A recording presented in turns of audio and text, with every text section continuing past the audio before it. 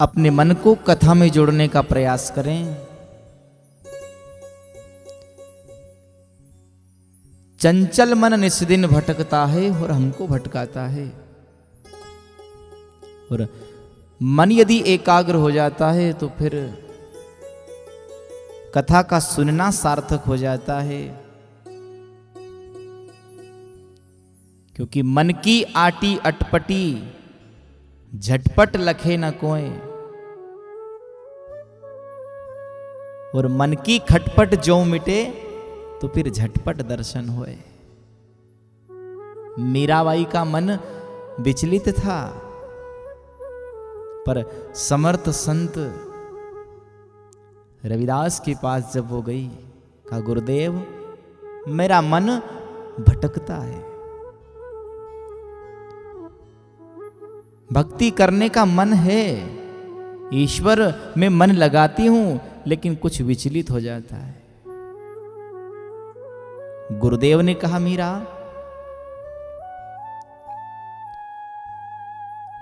या तो मेरे चरण गलत हैं या फिर तेरा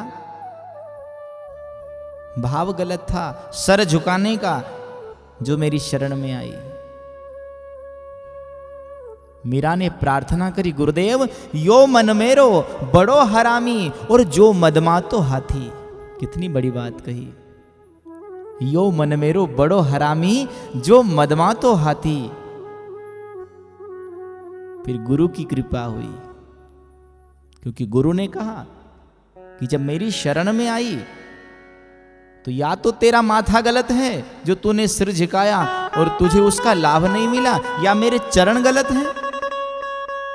मीराबाई अपने गुरुदेव के समक्ष हाथ जोड़कर खड़ी हो गई, गुरु महाराज आपके चरण तो वो गोविंद की प्राप्ति करा देंगे। हे गुरु महाराज आपका शब्द गोविंद की प्राप्ति करा देगा, आपके चरण कहां गलत होंगे? मन तो मेरा खराब है, यो मन मेरो बड़ो हरामी और जो मदमातो हाथी। फिर गुरु ने मीरा की पुकार सुनी, फिर सदगुरु हाथ रख्यो सिर ऊपर, अंकुश दे समझाती। मीराबाई ने कहा गुरुदेव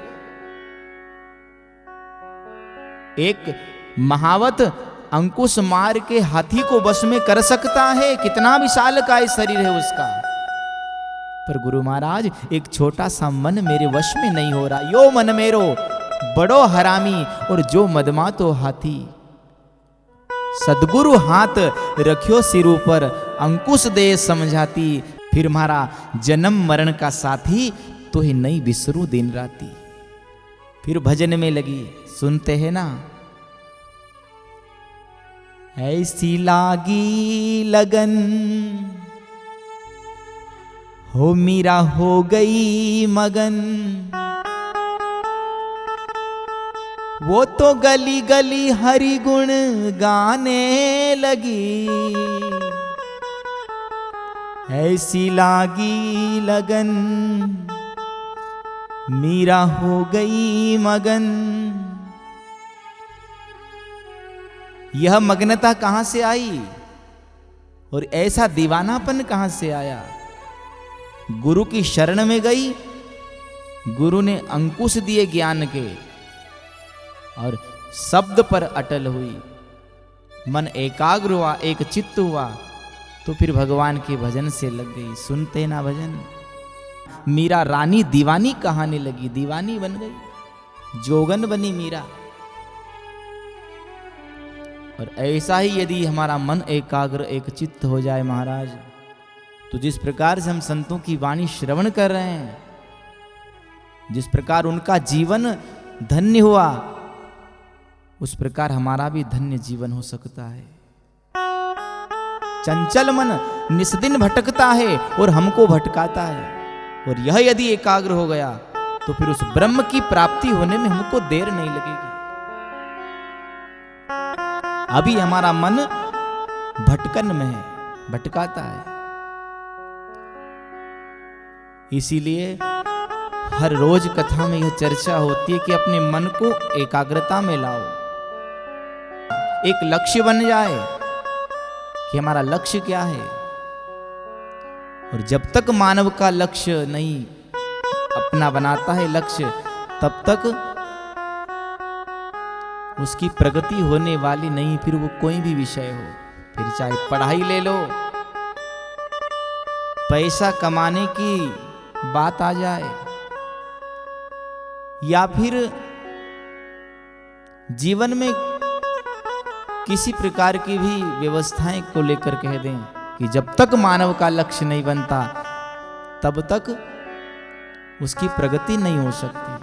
तो लक्ष्य बनाना है और मन को एक चित्त एकाग्रता की ओर लाना है महाराज, तब जाकर हम उस ब्रह्म की प्राप्ति कर सकते। अब ब्रह्म कहने में बिल्कुल छोटा सा है, अभी हमने 2 शब्द में कह दिया ब्रह्म, पर ब्रह्म किसे कहते हैं वास्तव में? संसार के भ्रम को छोड़ना और ब्रह्म का ध्यान करना, गुरु के शब्द का जप करना। अब गुरु के शब्द का हम स्मरण करेंगे, मन को एक चित्त में लाएंगे, तब जाकर संसार का भ्रम छूटेगा। और संसार का भ्रम छूटा कि ब्रह्म की प्राप्ति होने में देरी नहीं लगेगी महाराज। ऐसे अनेक संत हमको समझाते हैं कि कोई मन के मति मत चालो रे, ये मतवाला है, ये भटकाता है। इसलिए हर संत ने, हर पंथ ने, हर ग्रंथ ने अपनी अपनी वाणी में समझाने का प्रयास किया जीव मात्र को महाराज।